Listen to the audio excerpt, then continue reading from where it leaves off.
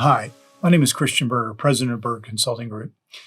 We're just finishing up 25 years in the industry, and we've seen the industry adopt technology at a rather incredible rate, but the rate of adoption is certainly on the increase. I thought I'd take this opportunity to share with everybody on what some of the current trends are in construction technology. These trends are significant. Probably many will impact most contractors, but not all but they're not being delivered in any particular order. Probably one of the most significant trends right now is a focus on data and analytics. We're seeing more and more technologies set to capture, store, and deliver data through data and analytics tools like Power BI and Tableau and others. This is a positive trend, but it has a little bit of a dark edge to it. Not all contractors have good, pristine historical data.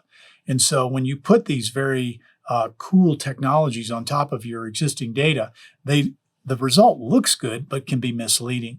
I think what this is actually doing, though, is making contractors aware of the rather tentative nature of their existing data and the need to clean it up and improve business process. I think that's a positive thing, but just don't assume that having Tableau and Power BI on top of your data is necessarily going to yield the result you thought, or at least originally. Another significant trend is IoT. We're seeing more and more technology that's capturing data by itself. Think about sensors in buildings, sensors in equipment, sensors in wearables and vests and hard hats. So we're seeing more and more IoT devices capturing. And this is going to lead us to have better data, more data, something approaching big data. And I think that's a positive as well. Historically, contractors have had a very disparate application landscape. They've had an ERP, project management system, estimating, HR, maybe equipment, scheduling, other solutions, and not to mention all the spreadsheet applications.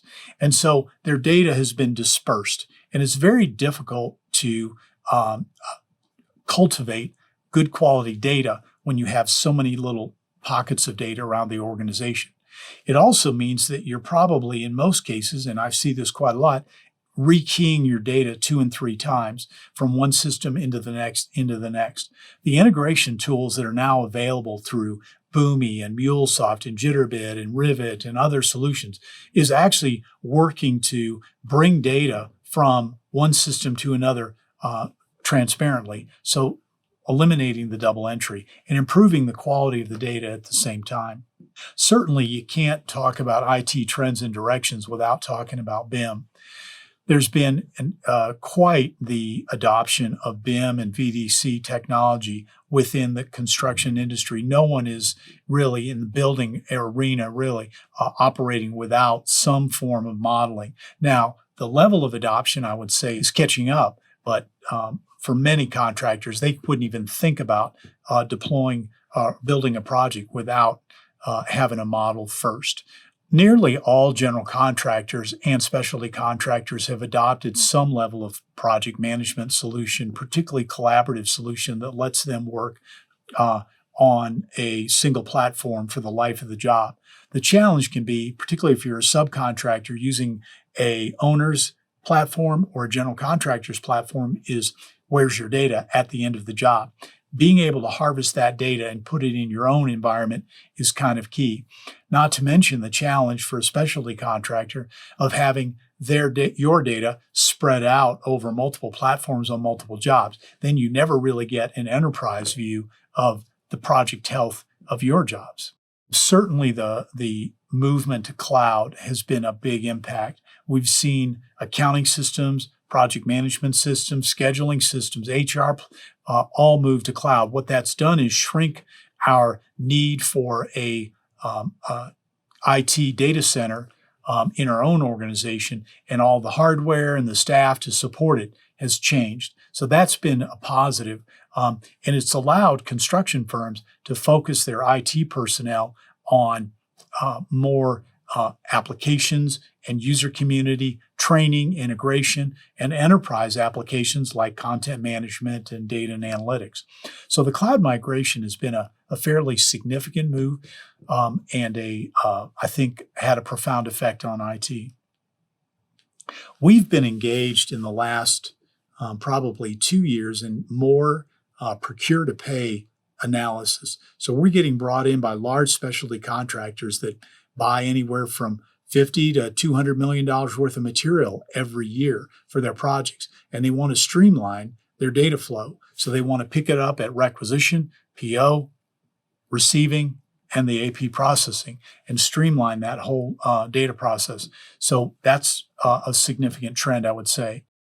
Companies that are in the heavy equipment and heavy material sector, like heavy civil contractors, doing a lot more to automate trucking and their heavy equipment. You're seeing telematics on more equipment. You're seeing GPS on more of the trucking apps becoming available. So that aspect of that workflow, if you will, is getting a lot of technology thrown at it, and I think to good effect.